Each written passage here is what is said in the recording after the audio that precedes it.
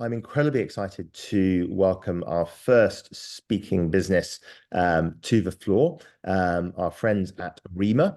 I first met Chris Williams at an event in Canada, and we've got to know him and his excellent team very well, and super interested to hear what they have to say. Chris and team are going to provide a general introduction to what a vid model is and how it can be used in measurement. And directly after Chris, we're then very delighted to have our last minute speaker edition, Matt Green from the WFA. We'll talk a bit about the genesis of the Halo model and why they selected a vid model approach as part of their framework. So let's start off. Chris and team, over to you. Now you should be able to share slides. All right, well, thank you. Thank you so much. Just clicking the button here. So as you can see my screen, is it in? You're all good. All good. So thank you, John, and thank you, Tamika, for the opportunity to talk about vids. It's obviously for us a very exciting area of development. A little bit about us is just we've been running a vid model since about 2020 in Canada, United States. We use them for a lot of different things, including on the data science platform. A little bit about us. Winston Lee is the ex-lead of data science at Omnicom here in Toronto. I'm Chris Williams. I've been in digital for about 30 years. I'm the ex-president of IAB Canada for a number of years, and then after that, I was over at ACA, which is the equivalent of the ANA, but in Canada. And also on the team is a colleague that I've worked with for a long time, T.S. Kelly in New York, who's ex-EVP of Media Effectiveness at Dentsu for many years, and also worked at Alfonso on the ACR data. I wanted to bring forward some of the key points to think about as we're talking about vids, especially for broadcasters, is that one of the key things is that there's this real focus on media currency, like the actual transaction. And I'm thinking that this blinds the broadcasters, the actual value that the broadcasters bring to the whole market. And that value is being seen by Google and advertisers at the data science level instead of the media currency level. And I'll explain a lot more about that. But it's based on vids. We also have to think about how vids solve the advertiser's problem. And then I think the conclusion would be that, as an industry, we really should support our associations and work with the ANA's direction in around cross-media measurement and what the WFA is doing in multiple countries. There we go. So just very quickly, just to remind people, 6 years ago, the WFA puts out the advertiser's North Star in terms of cross-media measurement. I just wanted to point out two things. Full life cycle measurement. It's not just about deduplication. The original intent, of course, is the scope, planning, reporting, and optimization, and that also comprehensive, not just video, but also all types of media can fit into vid models. And not to get, Matt's going to do a much better job of looking at this, but I just wanted to point out single source panel, it turns into a virtual ID model. The way that we do it is we actually use more than a single source panel. We can bring in many different sources of data. Some can come from JICs if they participate with us. Some can be private data. Some can be survey data. But it can be all cross media going into what we call a national synthetic population. We call it a synthetic society, all made up of virtual IDs. And then there's multiple functions that can come out of the vid. So we're looking at using bids in the vid request. We use bids for the basis of media planning and consumer insight. And we can share bids with broadcasters and media vendors to say this is the target audience that we're after. So a little bit, let's explain what a vid structure is at the very beginning. Just think of a giant spreadsheet. And on all of the rows are all the numbers of the virtual ID from starting at 1 down to the full number of the population in the country. So if the United States adults, 330 million rows in this vid structure. And then, of course, all columns are attributes that are assigned to each of the virtual IDs. And one of the most important columns, of course, is the second column where it's attached to geography. And in the United States, we use census block. And that allows us to take the full geographic structure of the country and assign the vids into the right locations across the country and know how many vids fit into each different area. From there, we assign all of the other attributes like gender, household income, media usage, all of that gets assigned through a process called sync. And that becomes important because it preserves the correlations between things and makes the data useful as we start to look up into the model and how it works. if you're interested in sync, we're happy to share the white paper that Winston wrote that explains the whole sort of science behind it. Just email me and I'm happy to share that.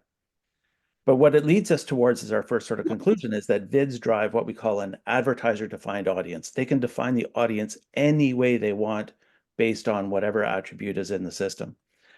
And so those thousands of attributes can be defined and aggregated, and we can share those with the media vendors with no need for a clean room, because we're talking about synthetic data.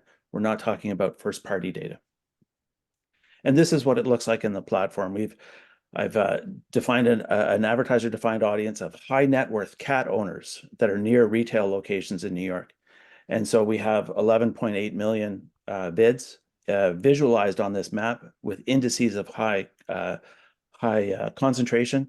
And also we can overlay all sorts of things on top of this. So I've overlaid retail locations.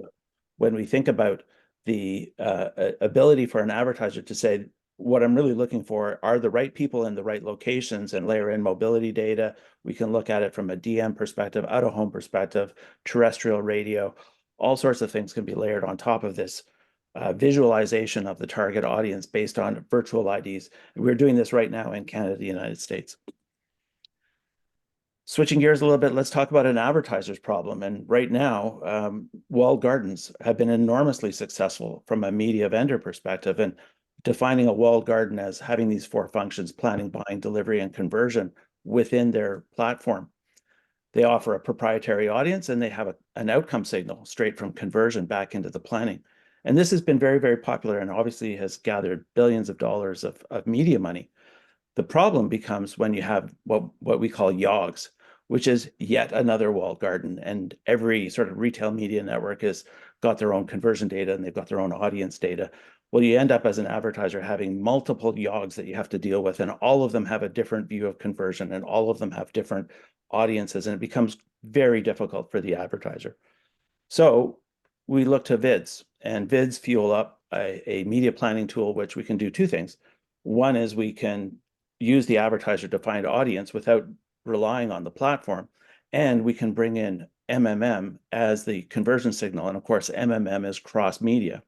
So we're not relying on any of the walled gardens for that conversion data, and we can merge that data with the bid models and for the planning side. And now you have full MMM-based cross-media planning that is you can optimize based on your actual business objectives of sales or acquisitions or whatever you're trying to do.